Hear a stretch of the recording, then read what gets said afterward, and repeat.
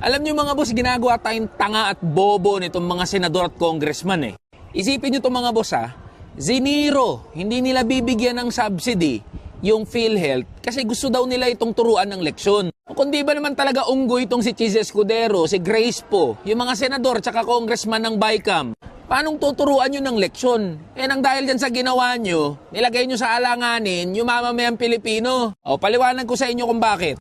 Sabi sa batas sa Universal Healthcare Act, lahat ng Pilipino ay dapat covered ng PhilHealth. Ang ibig sabihin lang naman yan, keso may monthly contribution ka o wala, bilang yung PhilHealth ay yung state health insurance provider, ay dapat lahat ng Pilipino ay makakuha o maka-access ng mga serbisyo ng PhilHealth. O ngayon, para doon sa mga nagbabayad o direct contributor, yung mga kinakaltasan buwan-buwan dyan sa PhilHealth, pag may sobrang pondo o malaki yung reserve funds ng PhilHealth, dapat mangahulugan yan ng mas mababang monthly contribution o hindi kaya mas maraming serbisyo na pwede nating ma-access. Para naman sa mga indirect contributors, tayong lahat yan na mga ordinaryong Pilipino, sabi ng Universal Healthcare Act, dapat makakuha pa rin tayo ng serbisyo mula sa PhilHealth dahil yun yung part ng gobyerno. Kaya nga tinawag na gobyerno at sabi na nga ng batas counterpart yan ng gobyerno para matiyak niya lahat ng Pilipino ay maka-access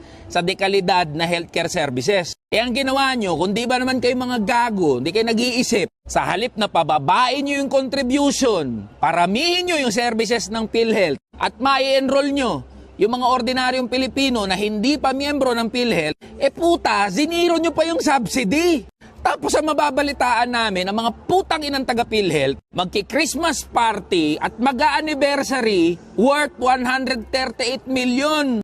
Putang ina mo ka, Emmanuel Ledesma, Chief Executive Officer ng PhilHealth.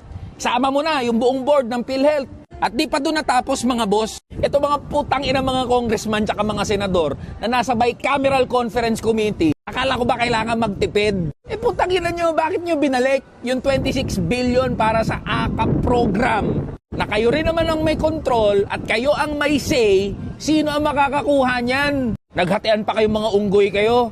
So pinapalabas nyo na mas okay ang one-time, big-time na pamimigay ng ayuda kaysa tiyakin nyo na may maayos na ospital at healthcare services na madadatnan yung ordinaryong Pilipino na nangangailangan yan.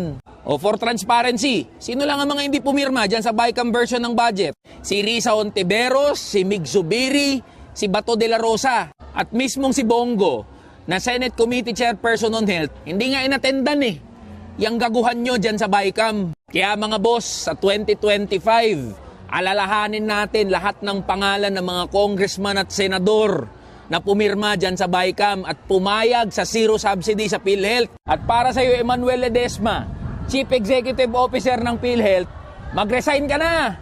Kupal!